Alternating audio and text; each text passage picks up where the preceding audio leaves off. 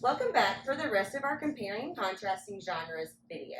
We're going to get started answering our questions pertaining to the two stories, The Rainbow Vandal and The Case of the Missing Books. Let's get started. Answer the following questions. Underline the text evidence in the color indicated. Both of these stories feature detectives and criminals. Complete the chart with the names of the characters who are in these roles. So for The Case of the Missing Books, we're going to go underline the detectives. Who are the people doing the detectives? And then who the suspects are, and then who the criminal actually is. And in your mind, you should be remembering what kind of happened in that story, in the beginning, the middle, and the end. So let's go back to our text now. Who are the detectives here? What should I highlight? So I made sure I highlighted it here instead of at the beginning because this is the section of the story where we see that they're going to be the detectives. Who are the suspect? Who is the suspect right here? Do y'all remember? The cat burglars. Very good. Okay, so go ahead and underline the cat burglar because that's who they think it is. And then who is the actual criminal? We find out at the end that it's who? His mom. Very good. And I'm going to highlight the part where he's ready to confront his parents. And if you're going to confront someone, it means you're going to face them. You're going to talk to them about what's bothering you. And then we'll take that and we will put it in our chart. Now let's do the same thing for the Rainbow Vandal. What did you guys highlight?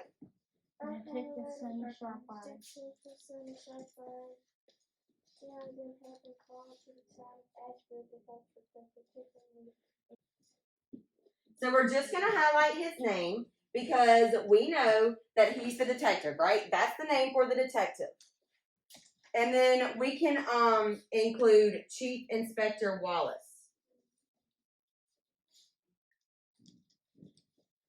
And then we never really found out who the actual culprit was. So let's just go and write the two detectives in the detective box. And the actual criminal probably was an artist, right? Or someone who is just wanting to bring some color to Asheville. That's what we're going to write.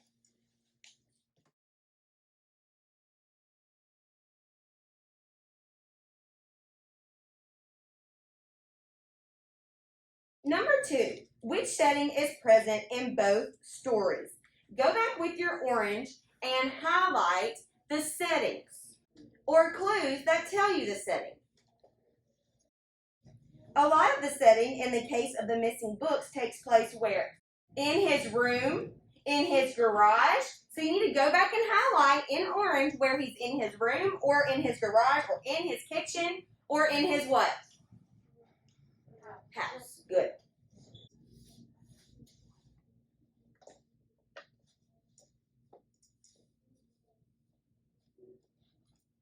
We have the driveway, the yard,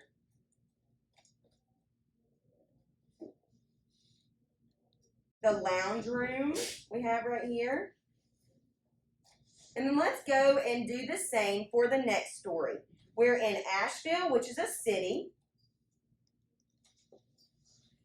And then a lot of it we can infer probably takes place where? Outside. Where else? Where else?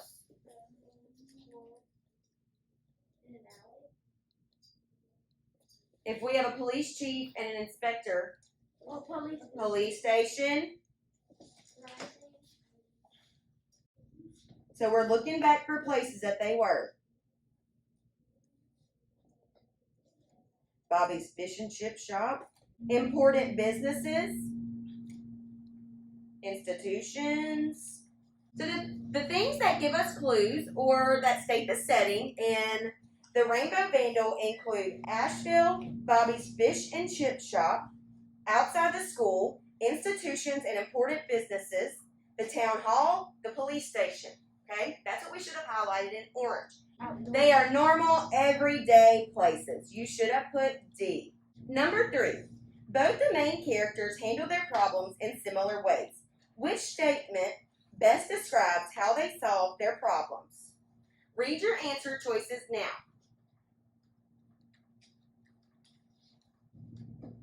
And tell me what you think the best answer is as we consider all of the details from the text. Both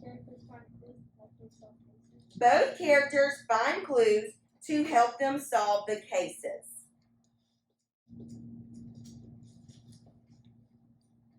And then you can go back and highlight where they find those clues in yellow. Scuff marks on the carpet that looked like a strange footprint. He took some photographs, which you probably would use as clues.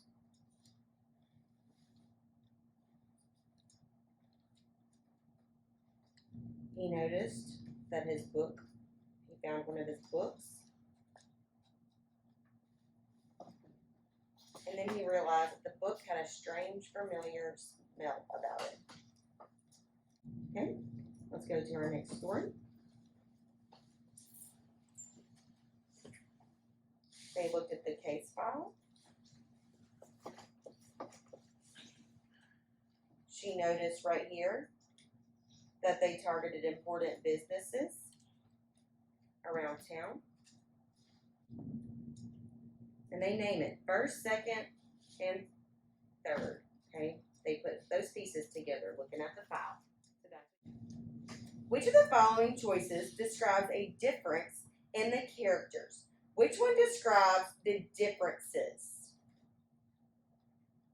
You should have put A, and we will go back and highlight in green that these are real detectives here, and then Chief Inspector Wallace. Their titles is what tells us that they are real detectives. And what tells us that he's not a real detective? One thing we can pay attention to is our picture or our illustration, okay? That illustration kind of helps us understand that he's just a little boy, right? He's not a real detective. And we can also highlight where it talks about his birthday. His 10th birthday tells me he's 10 years old. He's not a real detective, right? Choose all that apply, so we've got to keep reading. Very good. So in the Rainbow Vandal, Sharp Eyes gets the file from the chief at the police station, but he really does all the digging and the work on his own. But we know that Daisy helps Jerome in the first story solve the mystery. Number 5. The stories, The Case of the Missing Books, and The Rainbow Vandal share the common theme of the mystery of crime. Identify at least 2 details from each story to support this theme. So remember, theme can also be like a general topic over the whole 2 stories. And that is mystery, or our genre. Our genre is mysteries. So go ahead and do it on your own, and then I'll put a sample response on the board for you. Again, I'll read the question one more time. So it's telling you to identify at least 2 details from each story that support this theme, that both stories are a mystery. Okay? So go back and highlight 2 details from each story in blue, and then create your writing response. I'm going to highlight, but this case was different. That tells me it's a case, right? You can also highlight this part.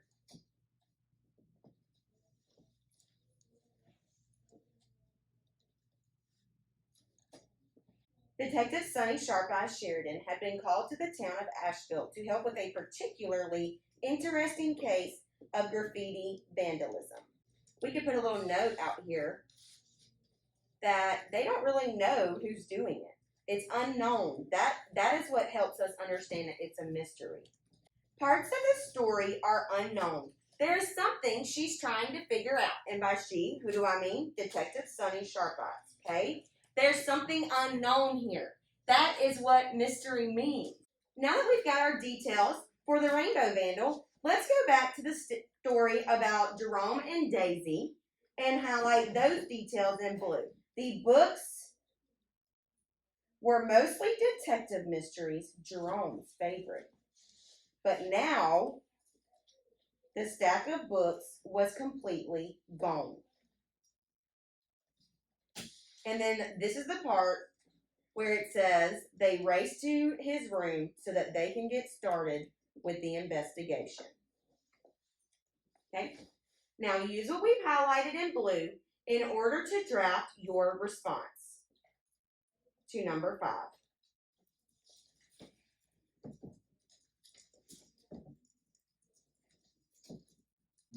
Number 6, what are the intentions of the criminals in the case of the missing books and the Rainbow Vandal? How are the criminals' intentions similar? Use at least 2 details from the text to support your answer. We will be doing that part in purple, and as we've been doing this whole time, we'll be going back to the text and highlighting those details. So, what does intentions mean? Who knows what the word intentions means? Make sure you're thinking about the question before you're raising your hand. What they're trying to do, what they're intending on doing. Sometimes we have good intentions, but it always doesn't come out like that, right? So, what are the intentions of the criminal in the quote-unquote criminal, right? Because they're really not true criminals. Who was the criminal, quote-unquote criminal? The parents. What were they trying to do? They were trying to get the books ready for a birthday. Yeah! So they had good intentions. They were trying to what? Surprise him. So let's go ahead and highlight where Mom says, sorry, we had to steal away your books in the middle of the night, added his father. But we thought it would have been more of an effect if the books were on the shelves when you saw it.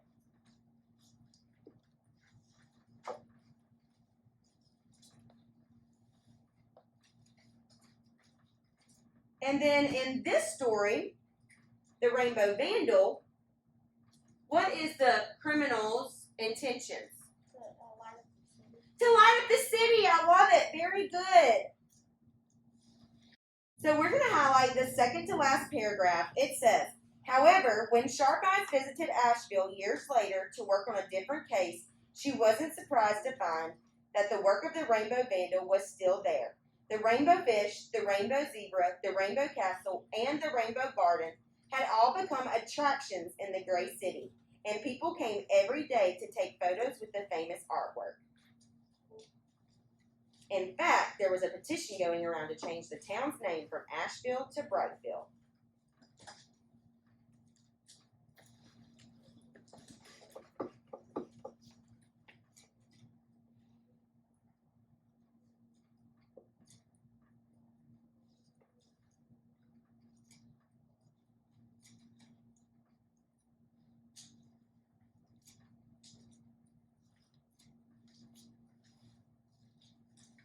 And then it also says the town was no longer so gray.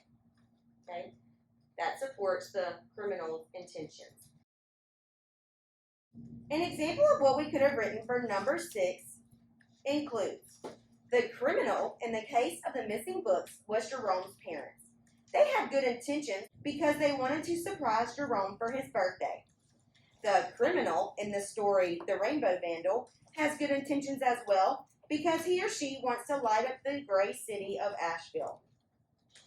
In the end, the business owners end up liking the artwork. Okay? Your answer does not have to look exactly like mine, but it should include details from the text. That is all for our lesson today. Great job, and we'll see you back here next time.